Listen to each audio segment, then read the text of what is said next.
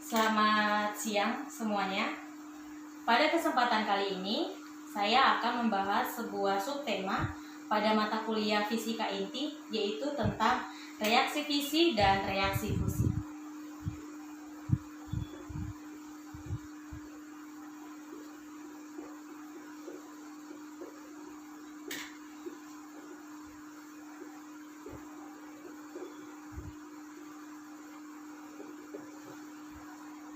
Pada kesempatan kali ini kita akan membahas yang pertama, yaitu reaksi fusi.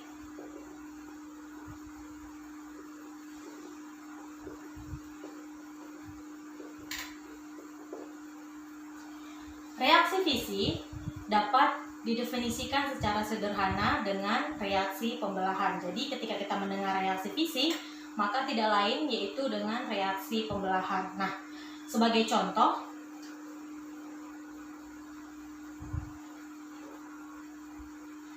sebuah inti atom, ini adalah gambar sebuah inti atom, dan satu buah, ini namanya partikel berenergi. Ini inti atom. Ketika inti atom dan partikel berenergi saling bertumbukan,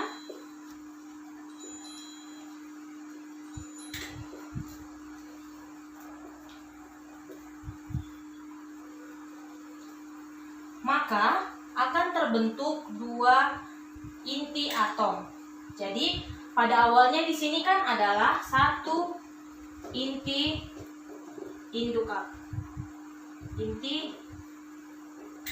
atom. Setelah dia mengalami tumbukan,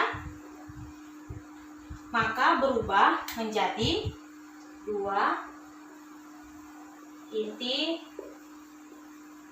induk atom.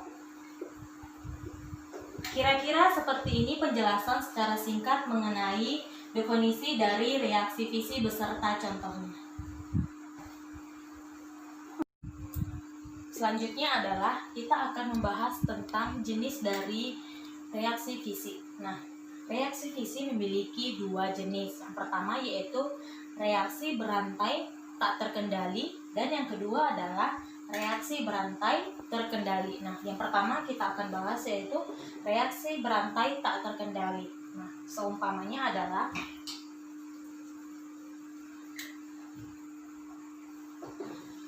satu buah neutron. Ini adalah sebuah neutron diumpamakan. Kemudian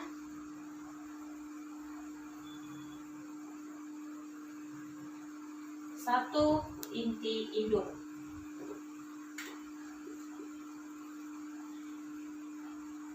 Ada sebuah neutron dan ada sebuah inti induk. Nah, pada reaksi berantai tak terkendali ini, ketika neutron menumbuk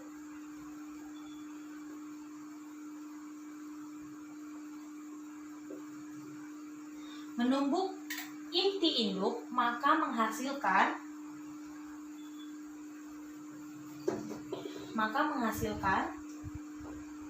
dua inti anak dan dua atau lebih neutron bebas. Nah, jadi hasil penumbukannya itu ada dua, yaitu dua inti anak dan dua atau lebih neutron bebas. Nah, dua atau lebih neutron bebas ini akan menumbuk inti induk lainnya, sehingga ketika dia mengalami tumbukan kepada inti induk yang lainnya akan menghasilkan 4 inti anak dan 4 atau lebih neutron bebas. Nah, 4 atau lebih neutron bebas ini juga akan mengalami reaksi fisi dengan menumbuhkan dirinya dengan inti induk lainnya. Jadi, reaksi fisi ini akan terus-menerus terjadi ketika neutron bebas masih ada. Nah, jadi reaksi berantai tak terkendali ini dapat disimpulkan bahwa ketika semakin banyak neutron bebas terbentuk, maka semakin banyak pula yang dihasilkan, yaitu reaksi fisinya. Jadi itu adalah kesimpulan dari reaksi berantai tak terkendali. Baik, untuk poin yang kedua adalah reaksi berantai terkendali. Jadi definisi dari reaksi berantai terkendali ini hampir sama saja dengan definisi dari poin pertama, yaitu reaksi berantai tak terkendali ini. Yang membedakannya adalah jumlah neutron bebasnya itu akan diserap oleh suatu bahan, sehingga hanya disisakan neutron bebas yang sesuai dengan reaksi fisi yang diinginkan. Nah, jadi kesimpulan dari reaksi fisi kedua jenis bahan ini adalah yang pertama,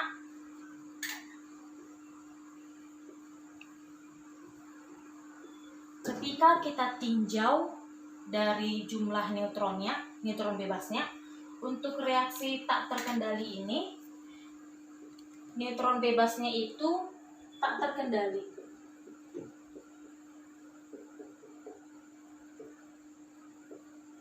Terkendalinya seperti apa? Seperti ketika jumlah neutron bebasnya ada 2, ketika menumbuk dengan induk atom lainnya akan menjadi 4 menumbuk induk atom yang lainnya akan menjadi 8, dan seterusnya, sehingga neutron bebasnya itu tak terkendali. Sedangkan reaksi berantai terkendali ini, neutron bebasnya itu dapat terkendali karena kita bisa menyesuaikan dengan reaksi fisi yang kita inginkan. Nah, itu ditinjau dari jumlah neutron bebasnya. Ditinjau dengan reaksi fisinya. Ketika reaksi fisinya, reaksi berantai tak terkendali ini, reaksi fisinya akan terus-menerus terjadi.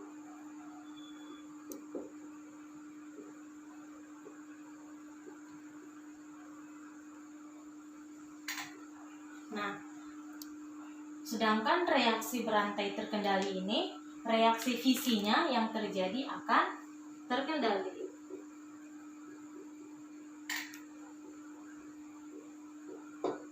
Nah, ini adalah kesimpulan dari reaksi fisi berdasarkan dua jenis reaksi berantai ini. Nah, selanjutnya kita akan membahas tentang reaksi fusi. Nah, reaksi fusi ini definisinya kebalikan dari reaksi fisi. Nah, ketika reaksi fisi tadi pembelahan, sedangkan reaksi fusi adalah penggabungan. Nah, jadi contohnya seperti ini. Nah, ini contoh ya. Ketika inti A, nah kita sebut saja ini inti A.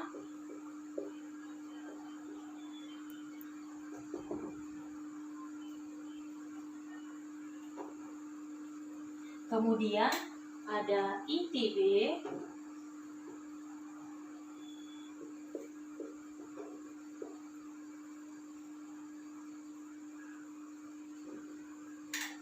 karena ini reaksi fusi maka akan terjadi penggabungan. Nah, ketika inti A dan inti B bergabung, maka akan membentuk inti baru.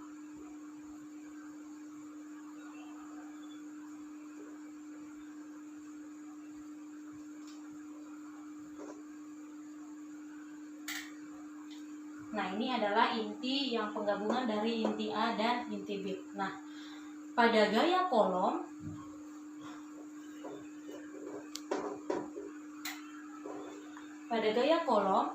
ketika inti A dan inti B didekatkan,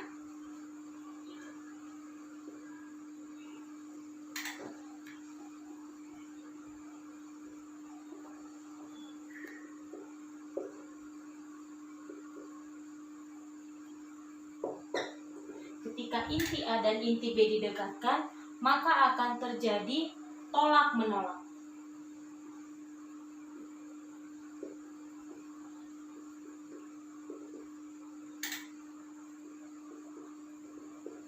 Nah, ketika gaya kolom terjadi, ketika inti A dan inti B tolak menolak, bagaimana terjadinya reaksi fusi? Maka ada syarat yang harus dipenuhi ketika inti A dan inti B dapat bergabung dengan gaya kolom. Karena adanya gaya kolom, maka reaksi fusi akan terhambat untuk terjadi. Maka ada 3 syarat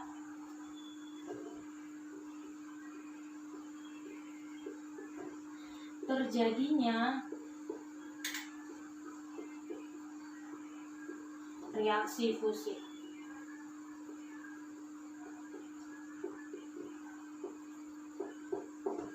Apa saja? Yaitu yang pertama, suhu,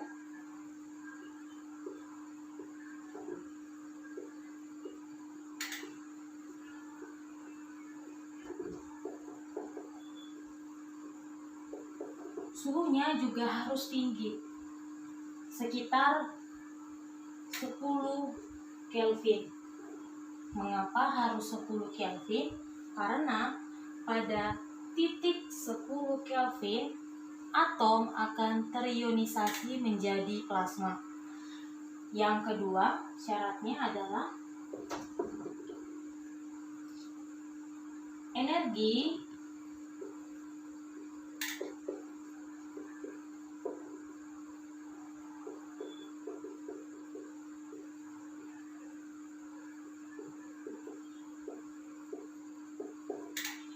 kinetiknya harus tinggi. Terus yang ketiga, syarat yang terakhir adalah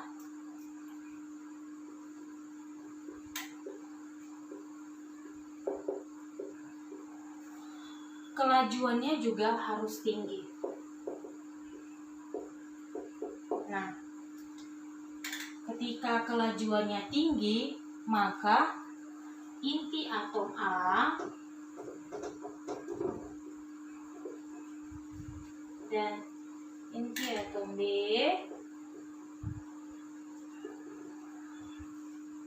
akan menjadi menyatu, akan menjadi bergabung seperti itu. Ketika 3 syarat ini terpenuhi, membentuk inti atom baru, inti induk baru. Nah, itu adalah kesimpulan dari reaksi fusi. Nah, demikianlah hasil pembelajaran yang dapat saya sampaikan mengenai reaksi fusi dan reaksi fisik. Kesimpulannya ada 2, yaitu dari definisinya, ketika reaksi fisi membahas tentang pembelahan dan reaksi fusi membahas tentang penggabungan. Seperti apa pembelahannya? Yaitu yang pertama tadi, reaksi berantai tak terkendali. Yang kedua reaksi berantai terkendali. Kemudian reaksi fusi ini dapat bergabung ketika 3 syarat ini dapat terpenuhi. Kenapa harus dipenuhi? Karena gaya kolomlah yang membuat inti A dan inti B itu sulit untuk bersatu atau untuk sulit untuk bergabung karena mengalami tolak menolak. Nah, itu saja yang dapat saya sampaikan. Selamat siang.